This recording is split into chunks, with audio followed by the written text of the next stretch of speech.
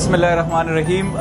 आज मैंने अपना ज़ू कार्ड ले लिया है। तमाम पेशावर के जो शहरी हैं, हमारे रेजिडेंट्स हैं, उनके लिए बहुत बड़ी खुशखबरी आने वाली है। MBRT का बाकायदा इफ्तिताह होने वाला है। वज़ीर आला साहब बहुत जल्द ऐलान करेंगे इफ्तिताह के डेट का।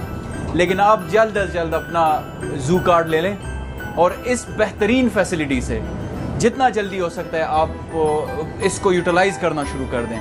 तो ये पेशावर के लिए मैंने अपने हल्का नियाबत से ही अपना कार्ड बनवाया। पेशावर के लिए बहुत बड़ी न्यूज़ है इंशाअल्लाह, और वो आने वाली है। और ये जो फैसिलिटी जिसमें अभी हम ट्रैवल भी कर रहे हैं, इससे पेशावर की जो मोबिलिटी का लैंडस्केप है वो पूरा चेंज हो जाएगा इंशाअल्लाह। और पेशावर के अवाम को ट्रांसपोर्ट में एक रेवोल्यूशन नज़र आएगा।